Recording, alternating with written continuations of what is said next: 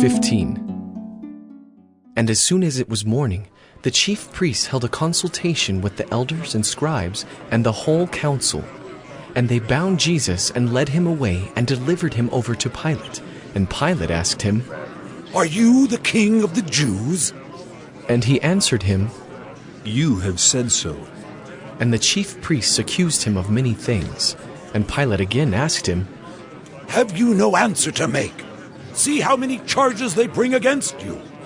But Jesus made no further answer, so that Pilate was amazed. Now at the feast he used to release for them one prisoner for whom they asked. And among the rebels in prison who had committed murder in the insurrection, there was a man called Barabbas.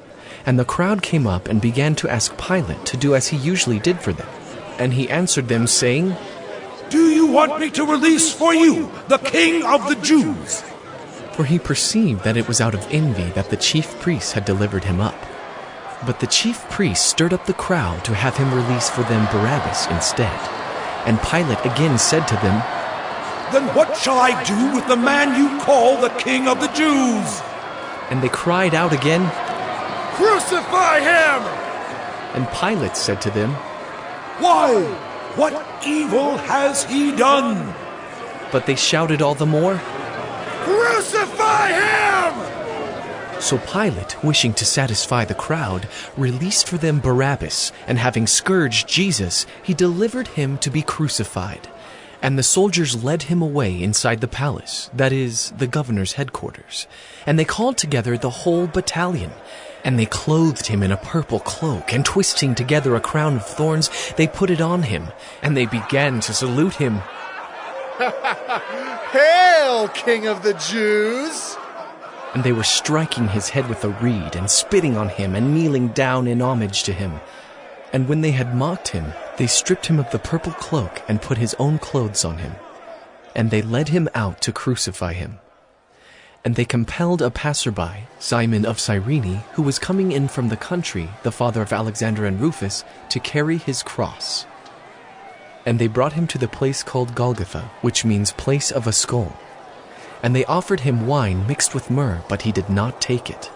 And they crucified him, and divided his garments among them, casting lots for them, to decide what each should take. And it was the 3rd hour when they crucified him. And the inscription of the charge against him read, "The King of the Jews." And with him they crucified 2 robbers, one on his right and one on his left. And those who passed by derided him, wagging their heads and saying, "Aha! You who would destroy the temple and rebuild it in 3 days, save yourself and come down from the cross." So also the chief priests with the scribes mocked him to one another, saying, Well, he saved others. He cannot save himself. Let the Christ, the King of Israel, come down now from the cross, that we may see and believe. Those who were crucified with him also reviled him. And when the 6th hour had come, there was darkness over the whole land until the 9th hour. And at the 9th hour Jesus cried with a loud voice, "Eloi, Eloi, lama sabachthani," which means, "My God, my God, why have you forsaken me?" And some of the bystanders hearing it said, "Behold, he is calling Elijah." And someone ran and filled a sponge with sour wine, put it on a reed and gave it to him to drink, saying, Wait, let us see whether Elijah will come to take him down. And Jesus uttered a loud cry and breathed his last. And the curtain of the temple was torn in 2 from top to bottom. And when the centurion who stood facing him saw that in this way he breathed his last, he said, "Truly, this man was the Son of God." There were also women looking on from a distance, among whom were Mary Magdalene, and Mary the mother of James the younger and of Joses, and Salome.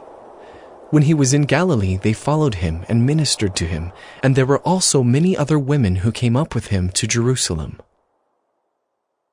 And when evening had come, since it was the day of preparation, that is, the day before the Sabbath, Joseph of Arimathea, a respected member of the council, who was also himself looking for the kingdom of God, took courage and went to Pilate and asked for the body of Jesus.